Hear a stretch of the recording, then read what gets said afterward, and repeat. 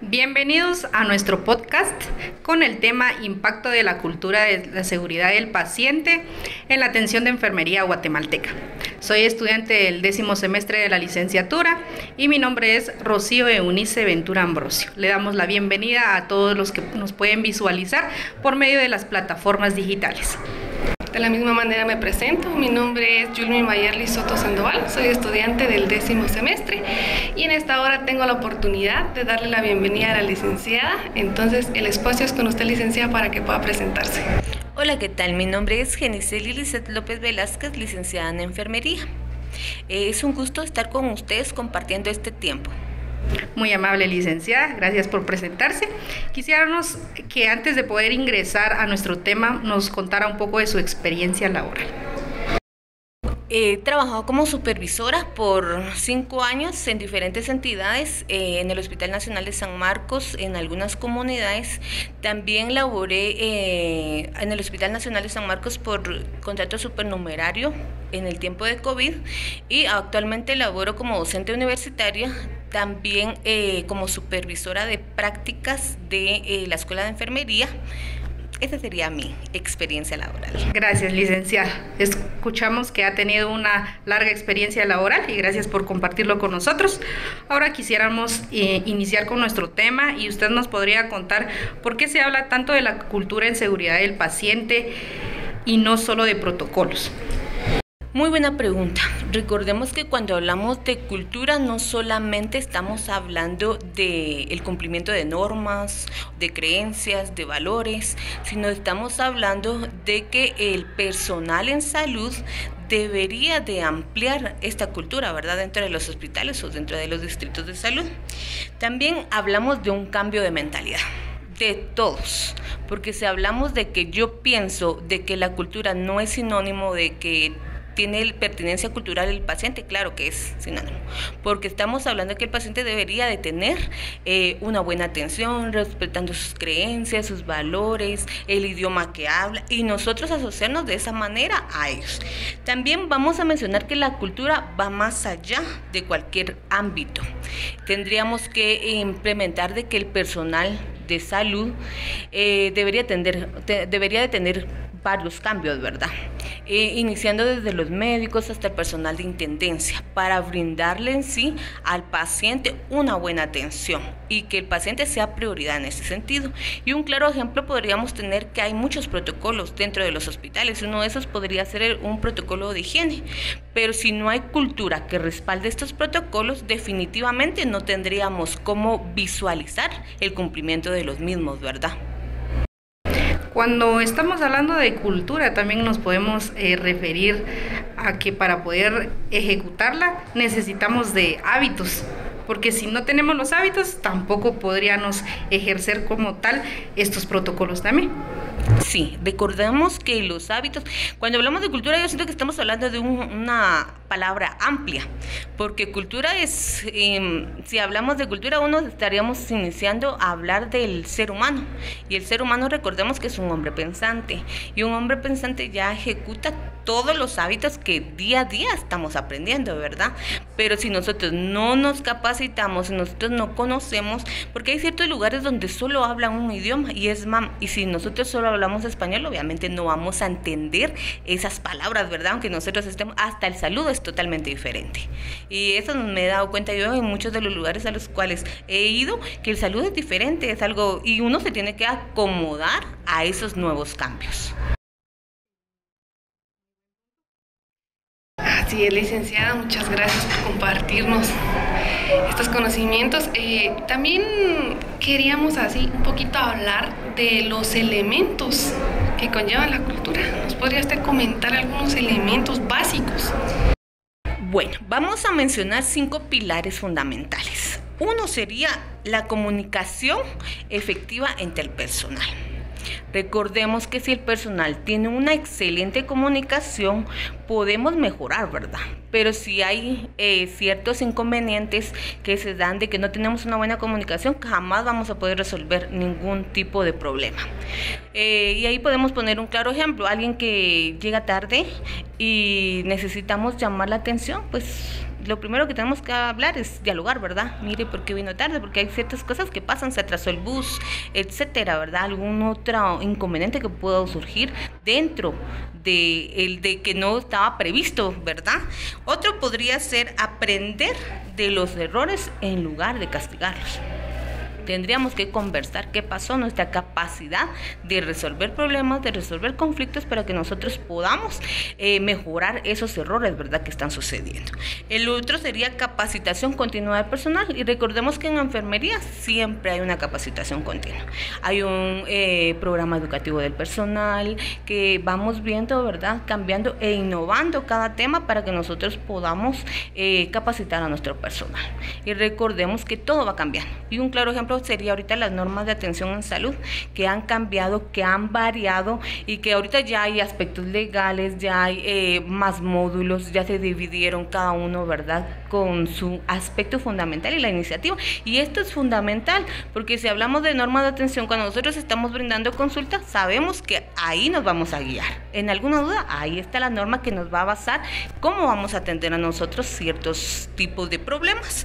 Y la otra, la participación entre el paciente y su familia.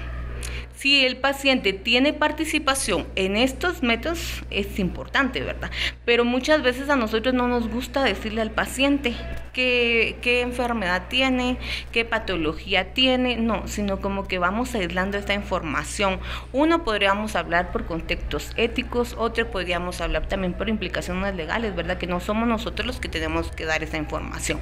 Más bien, sí podemos tratar de que esa participación sea activa con el individuo y la familia, ¿verdad? Recordemos que eso más se da en la comunidad. Cuando hablamos de individuo y familia, estamos hablando más en la comunidad, porque ahí es donde nosotros realizamos visitas domiciliares, donde nosotros vamos y visitamos. Y ahí podemos hacer ya un claro ejemplo de que incluir a toda la familia para mejorar esa seguridad del paciente.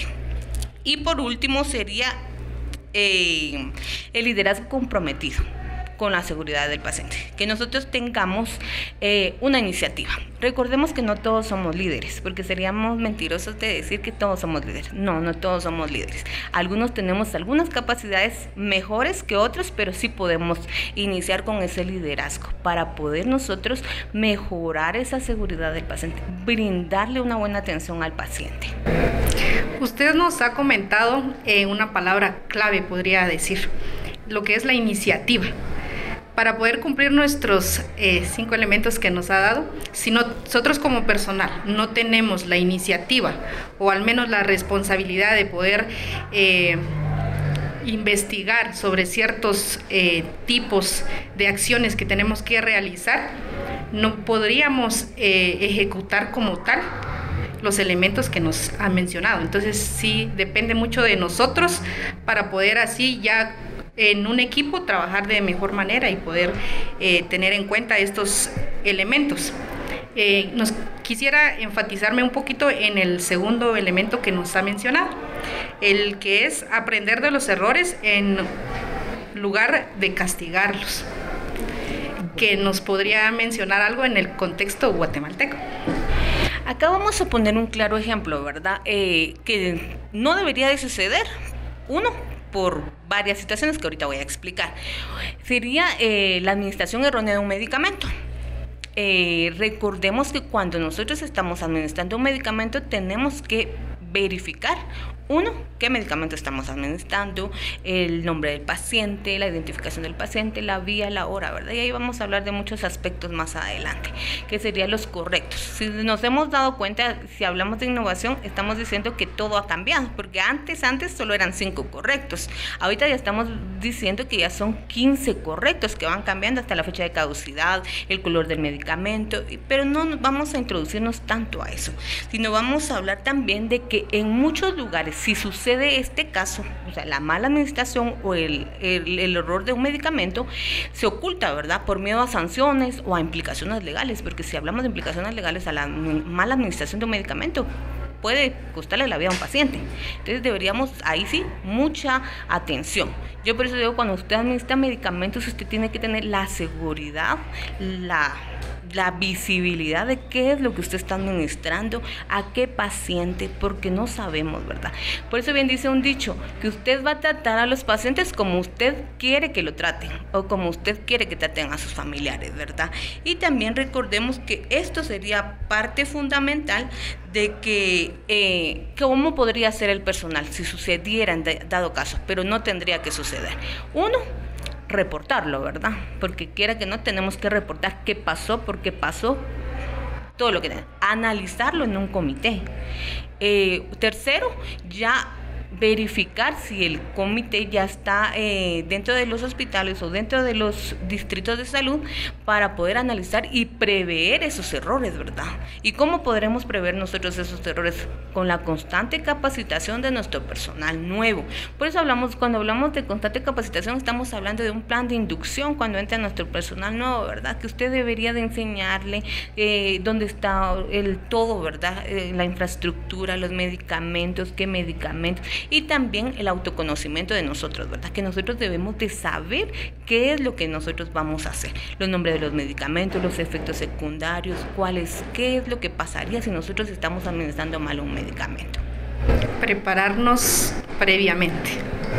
La verdad que interesante estos puntos de los elementos, porque sí debería de ser así en todo esto de la capacitación, porque sí llega a enriquecernos en conocimiento, pero sobre todo cuando usted comentaba, ¿verdad?, de corregirnos y todo, pues el trabajo en equipo es, la verdad, es esencial para poder llevar a cabo todo el funcionamiento, porque dice que la unión hace la fuerza, entonces de eso se trata. Y ya que estamos hablando de cultura en Guatemala y todo, ¿qué tanto ha profundizado o está profundizando en los hospitales y en los centros de salud lo que es la cultura? Coméntenos un poquito de eso. Cuando hablamos de cultura, y eso se me fue decirles anteriormente, hay muchos de los hospitales, ¿verdad?, que ya manejan comités clínicos que verifican cómo realiza usted la administración de medicamentos, el lavado de manos. Y casualmente hace poco me enteré que cierta institución privada tiene cámaras de vigilancia en donde ve que su personal sí se está lavando las manos, y qué bueno, porque imagínense, bueno, yo no sé, ¿verdad?, pero estamos a nivel hospitalario. Ay, yo toco algo, me voy a lavar rápido la mano, ¿verdad? No para prevenir patologías adicionales al paciente, para prevenir la misma contaminación, ¿verdad? Porque tocamos muchas cosas dentro del área hospitalaria. A nivel de distritos es un poquito diferente cómo vamos a ver estos aspectos, ¿verdad? Porque a nivel de distrito es mucho más diferente. Nos lavamos las manos, Sí, a veces nos lavamos las manos, porque vamos a hacer una visita y hasta que regresamos, porque ahí hablamos también, y si vamos a hablar, hablaríamos de la población, de cuáles son los riesgos, si hay agua o no hay agua, dónde vamos a ir a realizar la visita, cómo va a estar ubicado. Ya serían aspectos que deberíamos de incluir más allá, ¿verdad?, para poder nosotros realizar. Pero sí, he conocido también a profesionales que llevan su gel. Ahorita con todo lo de la epidemia, ¿verdad?, la pandemia de COVID, cada quien anda su gel y rápido se van a colocar un poquito, se hacen su lavado en seco, ¿verdad? Y que sería parte fundamental y que podríamos utilizar. Y la verdad sí, como que esto del COVID como que al final dejó un poquito el hábito de la higiene en eso del lavado de manos, de cargar con lo del gel, como que sí, al final sí dejó un poquito esa parte, ¿va?, de que lo pongamos en práctica, o de tener esa prevención en ese sentido. Sí, no solo dentro de los hospitales, sino en nuestra casa, cuando salimos, sino ya como que un hábito más personal. Y qué bueno sería, ¿verdad? Y yo creo que eso se inculca, y si hablamos de seguridad del individuo, se inculca desde los más pequeños, ¿verdad? Enseñarles a lavarse las manos antes de comer, después de ir al baño, que son fundamentales y que son prácticamente ya no son medidas, sino ya son hábitos higiénicos que debemos de tener. Y ahí podríamos prevenir y vamos a entrar qué tanto podríamos prevenir enfermedades diarreicas y demás, ¿verdad? Para poder prevenir y darle seguridad. Pero eso también depende de cómo los padres vayan formando a sus hijos dentro de casa para poder prevenir las enfermedades. Ante la seguridad del paciente podemos tener una falta de recursos y esto podría ser algún obstáculo para poder llevarlo a cabo. Sí. Imagínese que un enfermero tenga 30 pacientes y él tenga que verificar el cumplimiento de órdenes, que les administren medicamentos, que vayan a sacar rayos X. Todo eso implicaría, ¿por qué? Porque la limitación sería es difícil verificar a 30 pacientes si tenemos, ¿verdad? Pero no quiere decir que sea imposible, porque también muchos de los hospitales trabajan con una cantidad elevada. Cuando hablamos de una maternidad, estamos hablando que son 30, 40, 50, 60 pacientes las que se están atendiendo al día. Y no podemos decir que no vamos a cumplir los protocolos al 100%, de identificar al paciente, de verificar si las órdenes quedaron bien, ¿verdad?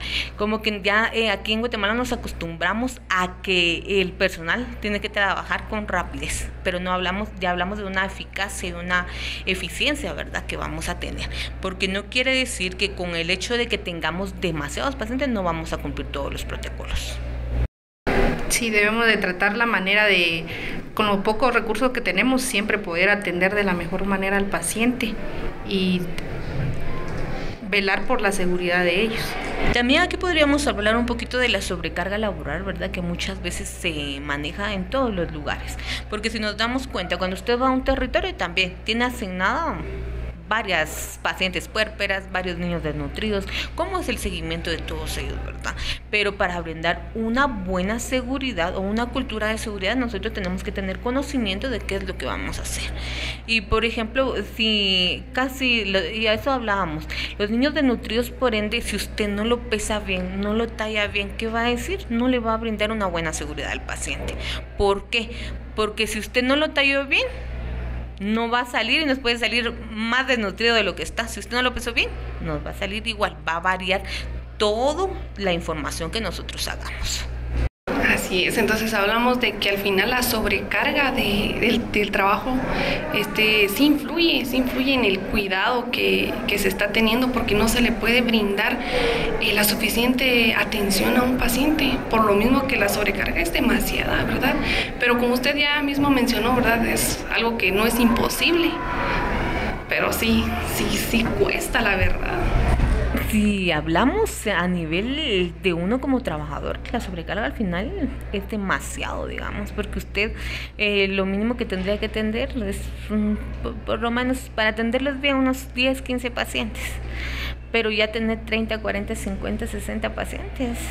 Usted está en turno de vela, ya le llegan 6 pacientes de ingreso. Usted tiene que verificar que los 6 vengan bien, ¿verdad? Que venga, si es una maternidad, imagínense, tiene que verificar al bebé, tiene que verificar a la señora, cómo está la hemorragia, cómo está prácticamente todo. Y eso sí, en ciertas instituciones para la seguridad del paciente, para ver que todos los protocolos sean cumplidos, ¿verdad? Por los mismos factores que han pasado anteriormente, de que se verifica el sexo del bebé, que la señora traiga toda su pulsera de identificación, en cada turno se va visualizando y van revisando, pasan con cada paciente, y esa sí sería una de las maneras de brindar una buena seguridad del paciente. ¿Por qué? Porque usted está verificando que en la pulsera de la mamá diga el nombre completo, la fecha del nacimiento del bebé, igual en el bebé, ¿verdad? Eso podría poner yo como ejemplo de una buena atención, aunque tengamos muchas pacientes, pero al momento de recibir vamos de paciente en paciente revisando cada pulsera, aunque nos lleve más tiempo, aunque nos lleve más tiempo y nuestra sobrecarga laboral nos exija demasiado, pero eso también podemos agregarlo a la falta de recurso humano que existe en muchos de los lugares, ¿verdad? Que no tenemos tanto recurso humano de apoyo, pero que tenemos, con lo poco que tenemos que salir avantes, ¿verdad? Y eso es enfermería al final. Tenemos que cumplir porque no tenemos de otra, no tenemos otra opción, porque trabajamos con seres humanos, trabajamos con vidas. Entonces, al final de cuentas, yo considero que si, aunque no sería bueno tener sobrecarga laboral, pero por la misma falta de recursos tenemos que trabajar de la mejor manera. Y la verdad que el recurso humano, la verdad que sí vendría a ayudar bastante, pero como dijo usted, hacía enfermería y se carece un poquito de eso hasta el momento, pero con el que está se puede, ¿verdad? Ya es como otro punto, ¿verdad? ¿Qué estrategias prácticas nos recomendaría usted como para mejorar la cultura en nuestro país? Una de las estrategias que podríamos implementar es fortalecer la capacitación del personal, tanto nuevo como del personal antiguo, ¿verdad? Porque nosotros en enfermería estamos en constante cambio. Por ejemplo, este año me tocó un servicio, el otro año me va a tocar en otro servicio. A nivel comunitario igual. Este año me tocó una clínica, pero el siguiente año me tocó en otra clínica. Por ejemplo, me tocó postconsulta, pero el siguiente año me toca vacunación. ¿Qué quiere decir? La constante capacitación, ¿verdad?, que vamos a tener para que nuestro personal esté capacitado, para atender a nuestra población de la mejor manera, con una buena atención, de manera eficiente, de manera eficaz. Pero si nosotros no tenemos capacitaciones, definitivamente no vamos a mejorar. Y eso sí ya se puede observar en cualquiera de los lugares, que ya hay programas, que hay capacitaciones, no solo a nivel hospitalario, no, sino también a nivel distrital. Otra de las prácticas que recomendaría sería un buen ambiente laboral. Pero cuando hablamos de un buen ambiente laboral, estaríamos todavía diciendo que a veces nos faltaría un poquito tal vez. Porque si nos damos cuenta, yo no sé si ustedes han tenido alguna experiencia o no, ¿verdad? Eso sí viene a influir bastante en el desempeño laboral de cualquier profesional, el ambiente laboral. Si es bueno, todos vamos a funcionar bien, desde la cabeza hasta los pies. Pero si tenemos ciertas inconvenientes, como que no va a ser un funcionamiento adecuado ni un funcionamiento que nosotros podamos dar el 100%, ¿verdad? Y si ustedes tuvieran alguna experiencia para compartir, estaría bueno. Quizás tal vez no tanto como una experiencia, pero sí podría comentarle, ¿verdad?, del ambiente en el que usted dice, porque a veces cuando uno llega, por ejemplo, a un servicio, el ambiente se siente tenso, o sea, no está como la comodidad, ¿verdad?, de decir, voy a ir a mi servicio, voy a ir a trabajar, voy a ir con toda esta actitud, ¿verdad? O a veces uno la actitud la lleva de querer ir, ¿verdad? Pero sencillamente el ambiente está como muy tenso, no nos da, la verdad, y eso es como que nos afecta un poquito emocionalmente. Y ahí es donde ya como que ya trabaja uno como dijo alguien, ¿verdad?, así de una forma no adecuada, de un mal gusto, y influye, ¿verdad?, el ambiente de las emociones, porque las emociones sí es como que lo contrario a nuestro, ¿verdad? Yo consideraría también que también depende de nuestra actitud, de cómo vamos a llegar nosotros a nuestro servicio, porque a veces traemos problemas de la casa y vamos a desquitar ya sea con nuestros compañeros o con los pacientes, cuando no debería de ser así. Entonces, independientemente de lo que suceda externamente a la hora de poder laborar, tenemos que tratar la manera de dar lo mejor de nosotros con toda la actitud. Y a veces el equipo no se lleva bien, el equipo de trabajo, pero a pesar de ello nosotros no debemos como que sumergirnos en eso también, sino poder evitar ciertas cosas para que esto no pueda afectar más que nada al trabajo que realizamos y a la atención que se le da a los pacientes, porque a veces pasa muchas veces de que estando en problemas los compañeros, a veces ya no se le da la atención adecuada a los pacientes. Entonces como que sí se debería de cambiar un poco eso, sí. Yo considero. Cuando hablamos de un ambiente laboral, recordemos que de todos vamos en busca, ¿verdad?, de un mejor trabajo, y nos tenemos que acostumbrar. independientemente a cualquier tipo de persona. Y muy cierto tú algo que decías, los problemas se dejan afuera, ¿verdad? Pero muchas de las personas que son profesionales casi a veces como que mezclamos toda esa parte, ¿verdad? Vamos estresados y todo. Pero sería bueno, esa sería una de las estrategias. La tercera sería listas de verificación. Y cuando hablamos de listas de verificación estamos hablando de que si un paciente va a sala de operaciones, uno como jefe tendrá que verificar si ya tiene sus medicamentos, ¿verdad? Preoperatorios, sus medias y todo lo que conlleva llevar al paciente. Si no lleva prótesis, también. ¿Y cómo vamos a verificar eso? Con los 5 correctos, si se le administró bien el medicamento en el horario que tenía que ser, o también podríamos incluir que el paciente, al momento de entregarlo, verificar la identidad del paciente, el nombre del paciente, por qué procedimiento va, lo principal, ¿verdad? ¿Qué procedimiento va? Si ya lleva un área preoperatoria lista, si lleva el material adecuado. Esa sería una lista de verificación de nosotros podamos. Aunque mencionaba ahorita los 5 correctos, pero ya hablamos de 15, ¿verdad? Que poco a poco nos hemos estado implementando, pero sí, sería lo bueno. Y por último, el último sería incentivar al paciente. Incentivar al paciente a que él vea qué medicamento le están colocando. Aunque ahorita ya muchos de los pacientes, si se han dado cuenta o no han tenido experiencias, ya preguntan qué medicamento le está colocando, para qué sirve. Entonces hay como que una innovación, ¿verdad? De la comunidad, de estar preguntando. Aunque a veces tiene un poquito de implicaciones porque usted como personal lo ve, no lo ve tan agraciado, tan bien, ¿verdad? Porque usted dice, me tengo que preparar más, tengo que indagar más, tengo que especializarme más en lo que yo estoy hablando. Pero es un punto muy importante también lo último que nos menciona, porque a veces los pacientes no preguntan, pero aunque ellos no pregunten, nosotros como personal debemos de informarles qué procedimiento se le va a realizar o qué se le está administrando. Se debe de ir informando lo que nosotros las acciones que vamos tomando en cuanto a su salud. Pero a veces los pacientes pues no preguntan por miedo o porque a lo mejor algunas enfermeras se molestan, ¿verdad?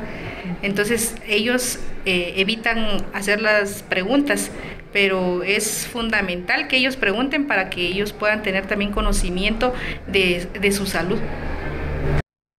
Este último, cuando hablamos de inculcar al paciente que pregunte, sería uno de los puntos fundamentales, ¿verdad? En educación en salud. ¿Por qué?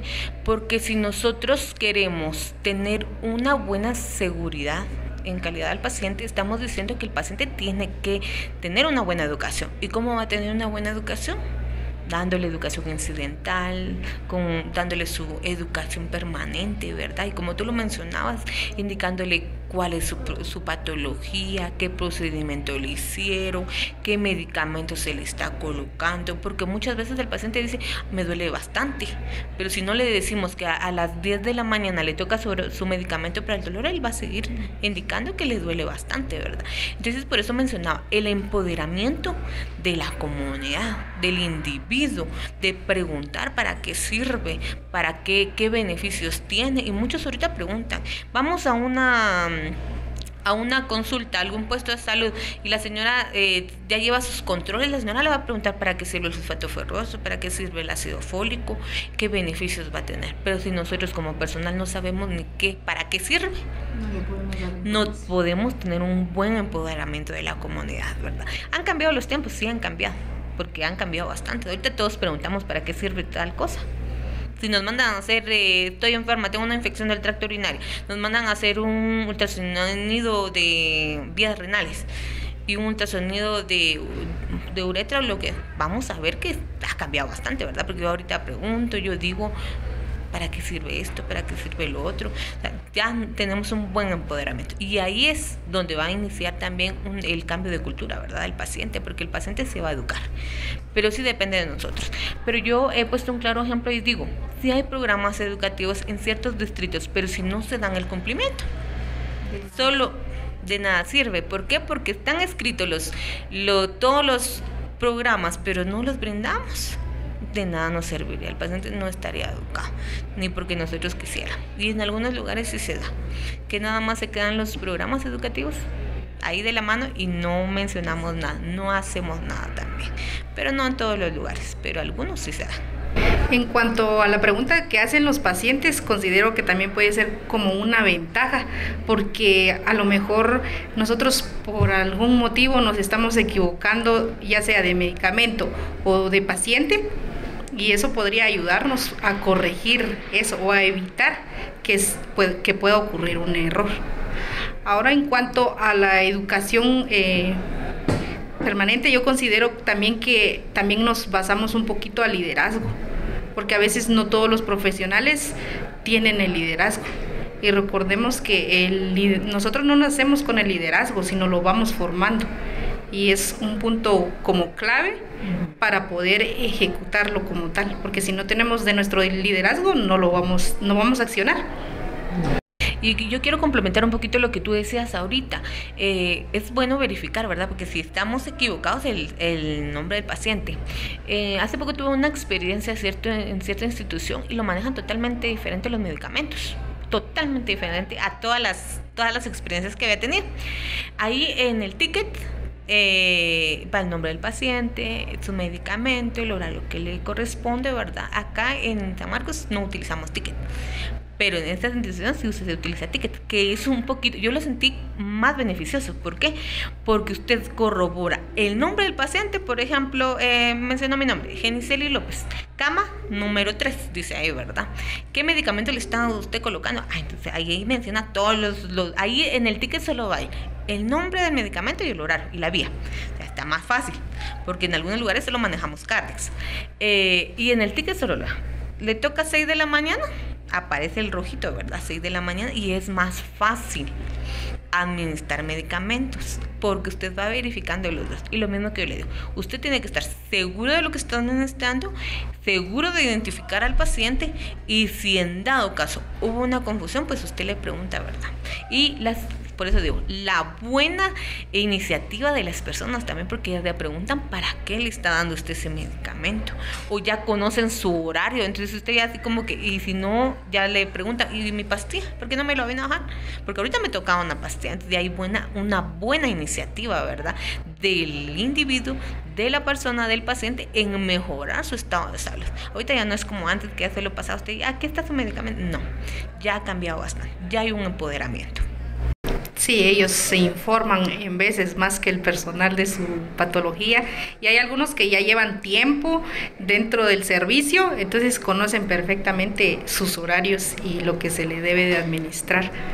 Y la verdad que muy interesante todos los puntos que hemos estado conversando, y la verdad son basados en nuestra vida real, ¿verdad? Pero quería consultarle que usted nos pudiera como dejarnos una orientación más específica a los estudiantes de enfermería, a los que todavía están en su proceso, estamos en nuestro proceso. ¿Qué mensaje central nos dejaría usted? El mensaje central sería de que enfermería no solamente es una carrera técnica, sino es una carrera humanitaria. Nosotros trabajamos con vidas humanas. Acá no podemos equivocarnos, no podemos cometer errores. ¿Por qué? Porque vamos a trabajar con un ser humano, no podemos equivocarnos. También sería de que veamos, todas las técnicas que nosotros vamos a hacer tienen influencia en el paciente. Un lavado de manos, una identificación del paciente para pasarle el medicamento, eso va a salvar vidas. Pero si usted tampoco cumple con todo eso, quiere decir que no va a tener el cumplimiento necesario para poder ayudar al paciente a recuperarse lo más pronto posible. Y también necesitamos que en Guatemala se vea la cultura de seguridad del paciente no como una obligación, sino como un derecho que el paciente tiene, que cuando llega al servicio de salud, él va a ser atendido de la mejor manera, ¿verdad? Con un trato digno, con un trato especializado, respetando su pertenencia cultural, su idioma, de dónde es, explicándole, aunque el señor hable mal, pero si usted tiene la iniciativa y usted quiere que el paciente tenga una buena educación, usted va a tratar de mejorar esos aspectos, ¿verdad?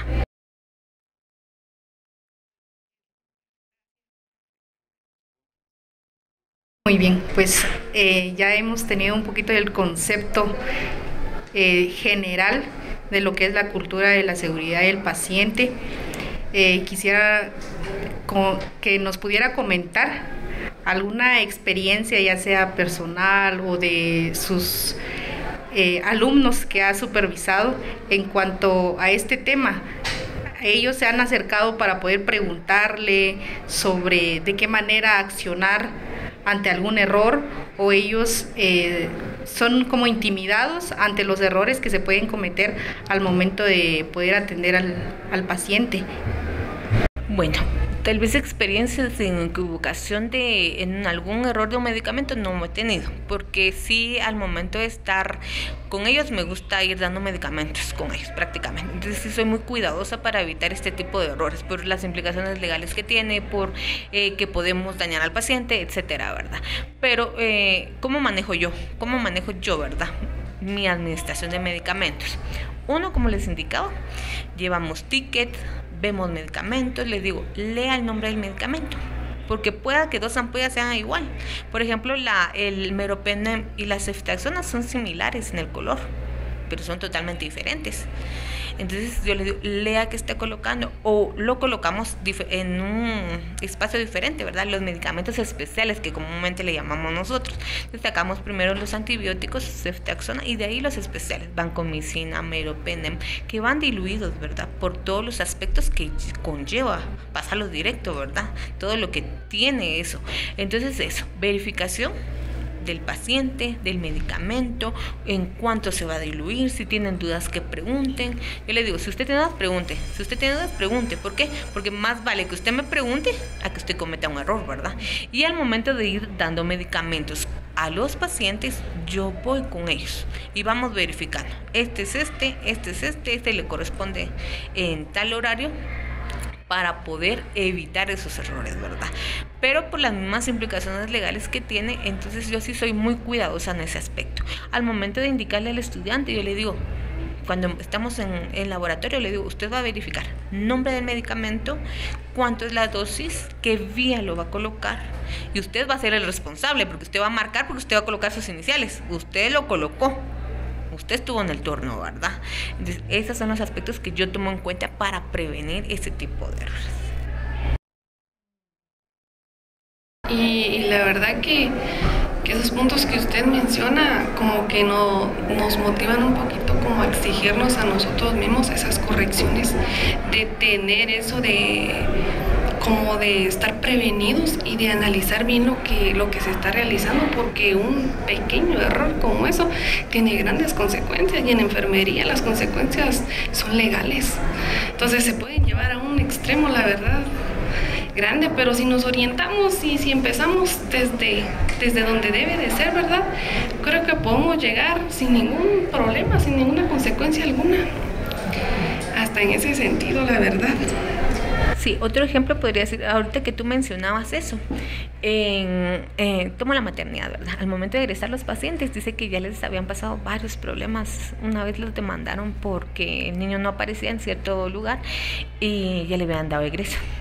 Ahora tienen mucho cuidado con la papelería. ¿Qué quiere decir? Que el niño se va hasta que tenga ordenado egreso, y al momento de egresar del centro hospitalario le colocan prácticamente dónde vive la señora, 2 referencias. Si es menor de edad, tiene que ir su mamá, la mamá de la mamá. Recordemos que solo podemos darle los bebés a las mamás de las mamás, ¿verdad? Y todo eso. Y eso bien llenadito, usted firma, y da la casualidad que a una señora no le salía la firma, ¿verdad? Igual como estaba en el DPI, porque literal estaban revisando DPI y la firma de la señora en el expediente, y no coincidía. Entonces le estaban diciendo, no, esa no es su firma. Y no es su firma, y no es su firma, y no es su firma. Al final de todo, hasta que realizó muy bien la firma la señora, que pareciera, ¿verdad?, que coincidiera con el DPI, le dieron egreso. Por las mismas implicaciones legales, ¿verdad?, de la seguridad de los pacientes. Estos errores han hecho de que todo se haga más estricto, y está bien, porque los errores han hecho de que todo ya sea bien visual, ya sea bien estricto en esa parte, para que de verdad los errores no se sigan cometiendo, y en esa parte sí. Sí, está bien, pero recordemos que para tener eso siempre van a, como lo decías tú, siempre van a suceder errores, porque de los errores se aprende. Del error viene el aprendizaje. Si no hay error, no hay aprendizaje. Del error viene el aprendizaje. Quiere decir que todo va a ir motivado y cambiando, ¿verdad? Para que podamos. Yo creo que ya una buena seguridad del paciente no solamente depende de una persona, sino depende de una institución, depende del personal, del individuo, del paciente, para que todo pueda funcionar, ¿verdad? Entonces, aquí vamos a hablar del trabajo en equipo que nosotros vamos a realizar, de cómo vamos a trabajar en equipo, tanto desde los jefes, desde los doctores, el personal de enfermería, hasta los de intendencia influyen en este sentido, porque si no hay un protocolo de higiene, va a haber una gran contaminación, ¿verdad? Y así, patologías adicionales. Muy bien, yo creo que hemos abordado bastante sobre el tema y le agradecemos mucho, licenciada, por compartir con nosotros este tiempo, las experiencias y también el conocimiento que usted tiene sobre este tema, y le agradecemos bastante por haber participado con nosotros en esta hora. También a los televidentes por estar presentes durante este tiempo y poder escuchar lo que hemos podido conversar en esta hora. Así es, como dice que todo tiene un inicio, a la vez todo también tiene un final, y licenciada, estamos muy agradecidos por su participación, por apartar su tiempo y venir a indagarnos un poquito más de cómo está la cultura en Guatemala. Le agradecemos bastante también a los que nos han visualizado, les agradecemos, quizás haya sido un poquito de conocimiento lo que hemos hablado, porque como personas hemos tenido la experiencia y eso es lo que nos ha llevado, pero les agradecemos. Muchas gracias, licenciada, por su tiempo nuevamente aquí. Les agradecemos a los que nos han visualizado, y pues en una próxima nos volveremos a visualizar. Muchas gracias. Muchas gracias y que tengan un buen día. Gracias, licenciada. Finalmente, pues a todos los que nos han podido visualizar, le queremos agradecer por tomarse el tiempo de poder estar detrás de la pantalla y poder escuchar los conocimientos sobre este tema, también incentivándolos a que, si son estudiantes de enfermería, poder seguir preparándose, poder indagar sobre los temas en general para poder darle una buena atención a los pacientes al momento de que ejerzamos nuestra labor, independientemente si es en área hospitalaria o comunitaria. La atención al paciente siempre tiene que ser segura, y también pues queremos agradecerles por ser parte de este podcast. Muchas gracias.